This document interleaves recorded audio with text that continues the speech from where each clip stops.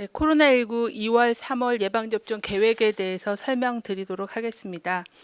코로나19 예방접종 대응 추진단은 지난 1월 28일 발표한 예방접종 계획에 따라서 이후에 구체화된 백신 공급 계획과 준비 상황을 반영하여 2월과 3월에 예방접종 시행 계획을 마련하였습니다. 이번 시행 계획은 코로나19 백신 분야 전문가 자문단 검토와 예방접종 심의위원회의 심의를 거쳐서 결정하였습니다. 추진단은 우선 요양병원, 요양시설 등 고령층 집단시설에 만 65세 미만 입원 입소자와 종사자를 대상으로 아스트라제네카 백신 예방접종을 시작하고 만 65세 이상 연령층에 대해서는 백신의 유효성에 대한 추가적인 임상 정보를 확인한 후에 예방접종 전문위원회 심의를 거쳐 접종 방안을 확정할 계획입니다. 지난 2월 11일 개최된 예방접종 전문위원회에서는 아스트라제네카 백신의 식품의약품 안전처 품목 허가 결과, 현재까지 발표된 임상시험 결과, 코로나19 백신 분야 전문가 자문위원단 회의 결과 등을 종합적으로 판단하고 검토하였습니다. 예방접종 전문위원회는 아스트라제네카 백신은 우리나라를 포함하여 유럽, 영국 등 50여 개 국가에서 조건부 허가 또는 긴급 사용 승인을 받았으며 65세 이상 고령자에서도 안전성과 면역원성이 확인되었고 중증 질환 및 사망 예방 효과도 확인하여 중증 예방과 사망 감소라는 예방접종 목표에 부합하는 백신이라는 점을 명백히 하였습니다.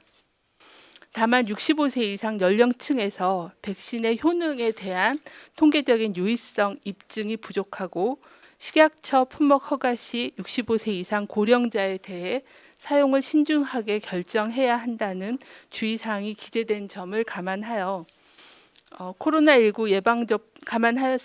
코로나19 예방접종 목표를 달성하기 위해서는 접종률을 높이는 것이 중요하다는 점에서 고령층에 대한 백신 효능 논란은 국민과 의료인의 백신 수용성을 떨어뜨려 접종률을 저하시킬 우려가 있다고 판단하였습니다. 이에 따라 65세 이상 연령층에 대해서는 아스트라제네카 백신 효능에 대한 추가 자료를 확인하고 예방접종 전문위원회 심의를 거쳐 예방접종을 시행하는 것으로 결정하였습니다. 이에 따라 추진단은 요양병원 시설 등 감염 취약시설에 대한 접종 계획을 일부 수정하여 시행할 계획입니다. 요양병원, 요양시설 입원 입소자 및 종사자에 대해서는 만 65세 미만 27만 2천여 명을 대상으로 2월 26일부터 아스트라제네카 백신 1차 예방접종을 시작할 계획입니다. 아울러 코로나19 예방접종 계획에 따른 접종 순서에 따라 고위험 의료기관의 보건의료인 35만여 명, 코로나19 1차 대응 요원인 7만 8천여 명을 대상으로 3월부터 아스트라제네카 백신 예방접종을 시행할 계획입니다.